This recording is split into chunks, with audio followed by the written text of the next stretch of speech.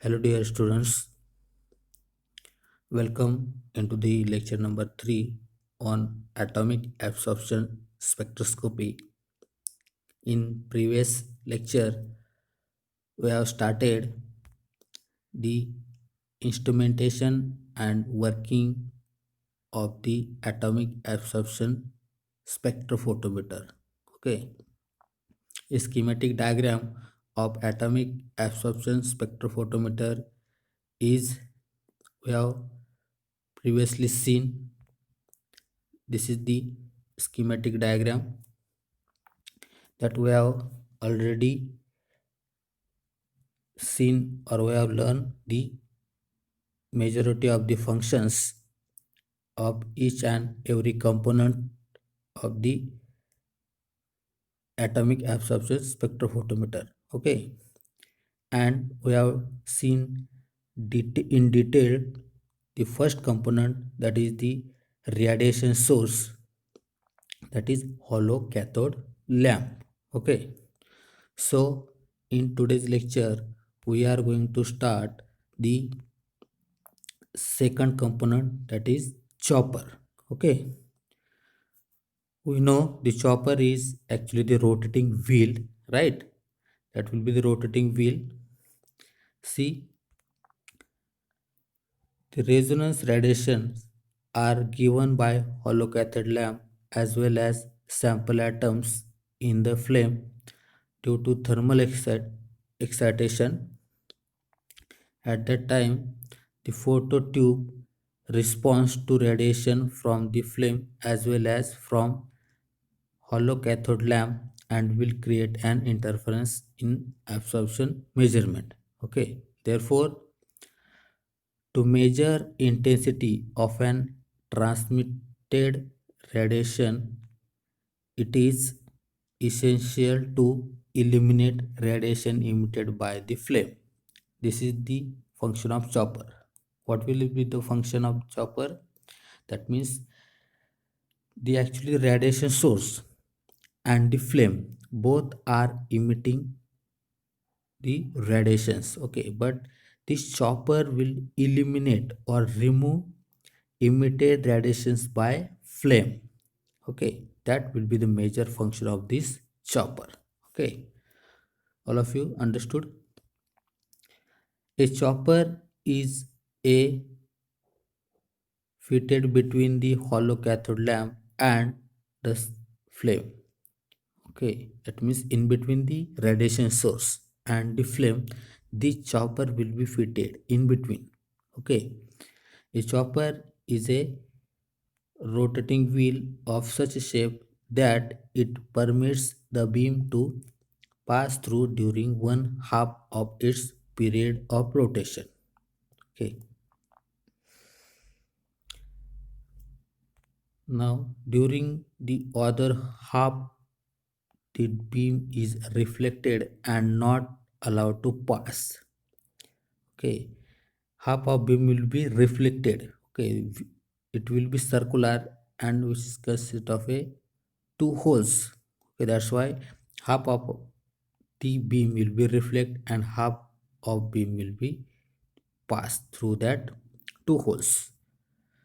Steady light from the hollow cathode lamp is broken into an intermittent or pulsating light.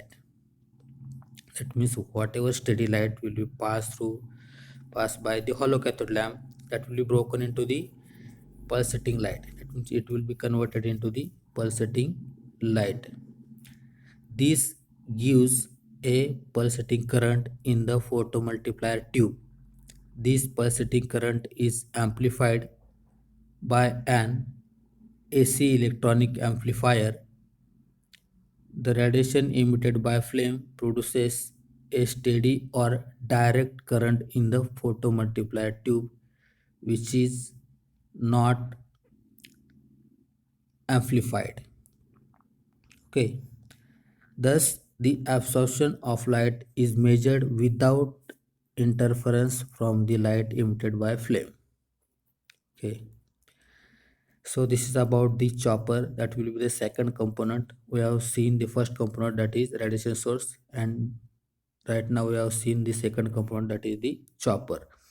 Now we will see the third component, that is atomizer. Okay, that atomizer either will be the burners or the furnace. Okay, first we will see the flame atomizer, or you can say burners. Okay, heat energy of flame is utilized to convert metallic element to gaseous atom. That means by using the heat energy, we can convert that atoms, sample atoms converted into the metallic element to gaseous atom. The flame is produced by fuel in presence of an oxidant. All of you know air as a oxidant. There are two types of burners are employed in this atomic absorption spectrophotometer that we have already seen, that we are not going to see in details, that we have seen in flame emission spectrophotometry, that are the total consumption burner and premix burner. These are the two types of burner also we can employ it into the flame atomizer. Now we will see non-flame atomizer, that is the furnace. Okay, non-flame atomizer, that is also called as electrothermal atomizer or graphite furnace. Okay, it is having a particular schematic diagram that we are going to see later. See the actual, that what will be the graphite furnace that we are going to see now. See the electrothermal atomizer, also called graphite furnace. Okay, that means electrothermal atomizer, which is also called as graphite furnace, which is consist of a hollow graphite tube which is having 5 centimeter long length and 1 centimeter internal diameter, which is having 5 centimeter long circular long tube is there, 5 centimeter, and 1 centimeter will be its internal diameter. I will show later into the schematic diagram. The tube is open at both ends and has a central hole for introduction of sample by two electrodes are fitted at the ends of the tube. In between, an inert gas like argon and neon is allowed to flow over the tube so as to protect graphite rod from oxidation during heating. That means to avoid oxidation of the tube. Okay, we are going to pass an inert gases like argon or neon. The tube is surrounded by a water cooled metal jacket. For what? To coolant purpose, we can flow a water surrounding on that tube. A few microliters of sample solution is introduced through a removable window into the graphite tube by means of a micropipette and electrically heated in at least 3 stages. Okay, that 3 stages we can see later. First of all, we will see the schematic diagram of the graphite furnace. Okay, now the so this is the schematic diagram of the graphite furnace. Okay, so this is the whole the schematic diagram of the graphite furnace.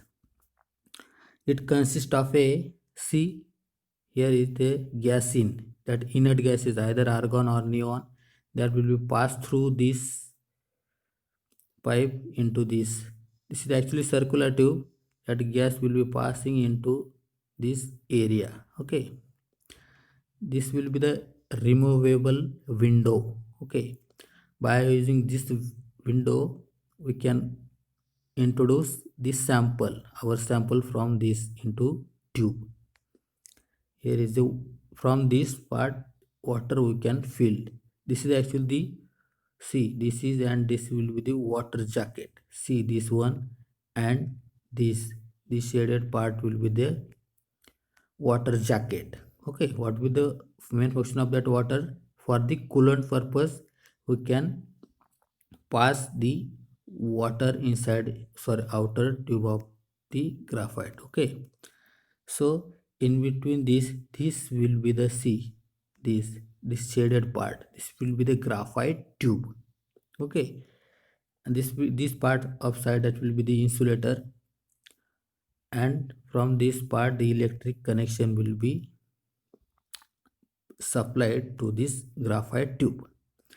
And see, our main light, that is HNO light coming from this side, that will be passing through this tube or going into the next component. Okay, actually this tube will be the 5 centimeter in long, and its internal diameter will be the 1 centimeter. Okay, this is actually the schematic diagram of graphite furnace.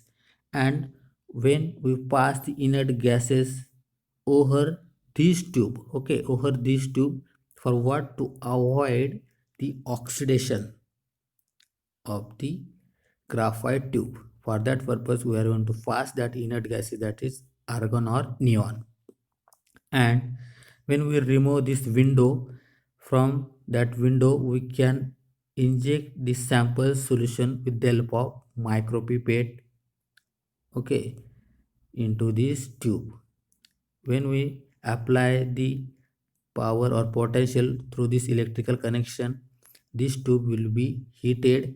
When we pass the light radiation source, okay, that will be falls on that sample atoms, that will be absorbed, and some amount of light will be reflected, and some amount of light will be transmitted through this hollow path to the next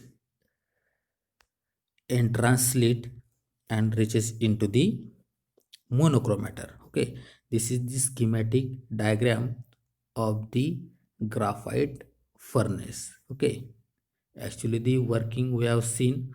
Now we will see these three stages: ashing stage, digestion stage, and atomization stage.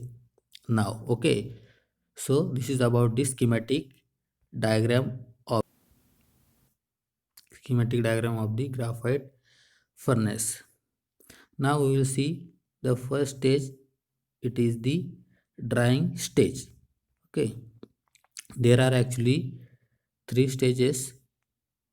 From that, this one is the first.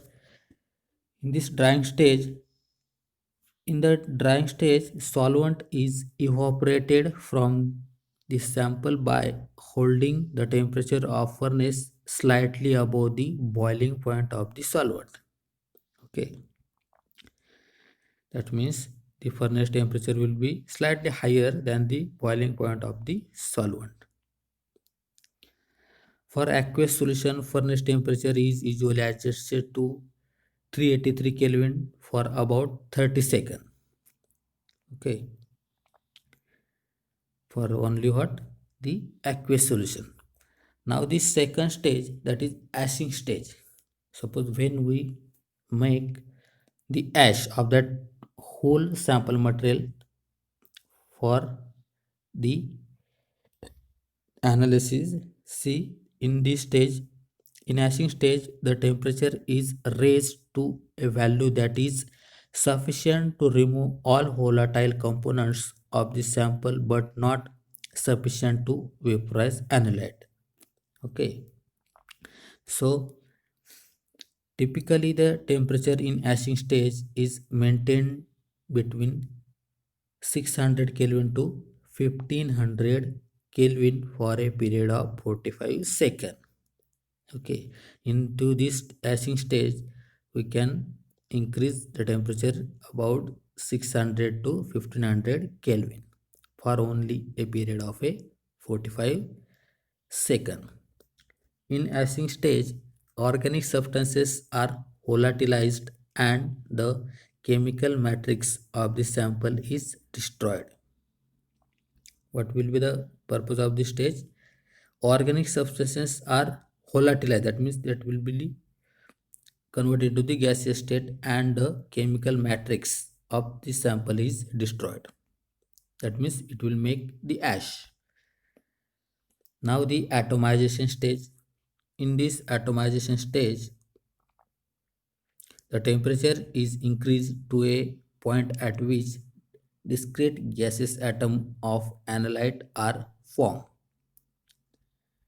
Typically, the temperature is adjusted between 2300 Kelvin to 3300 Kelvin for a period of about only 5 seconds. The absorption of the analyte is measured during the atomization stage. Okay, that means this is the last stage. Okay, into this stage only the absorption of the analyte is measured. Okay, electrothermal atomizer provides enhanced sensitivity because the entire sample is atomized in a short period and average resistance time of atoms in the optical path is a second or more. That means the entire sample we can analyze into this graphite furnace. See, into the burner there is so many losses of the sample material and so on. So this, that means the graphite furnace will be the better for the enhancing the sample material. Okay, so we have already seen this schematic diagram of the graphite furnace. Okay, now we will move to the fourth component, that is the monochromator. All of you know the function of this monochromator. In atomic absorption measurement, the most common monochromator are prism and gratings. Okay, that means as a monochromator we can use either prism or grating monochromator, right? So the function of monochromator is to select a given absorbing line from spectral lines emitted by the hollow cathode lamp. That means simply we can say it will convert that polychromatic light into the monochromatic light. This is done by the rotating the monochromator when desired resonance radiations are focused on the photocathode of a photomultiplier tube. Now the fifth one, that is detector and amplifier. Photomultiplier tube works as a detector converting light intensity into electrical signal, and only AC, that is alternate current electrical signal, is then amplified by an alternate current electronic amplifier. The magnitude of current is proportional to the intensity of the light incident on the phototube. Now the sixth one is the readout device, last component of the spectrophotometer, atomic absorption spectrophotometer. Actually, this readout device is usually calibrated to read transmittance or absorbance, or we can say be both. Okay, so these are total six component of the atomic absorption spectrophotometer. Now in next lecture we are going to see the quantification methods of the atomic absorption spectrophotometer. Okay, so thank you.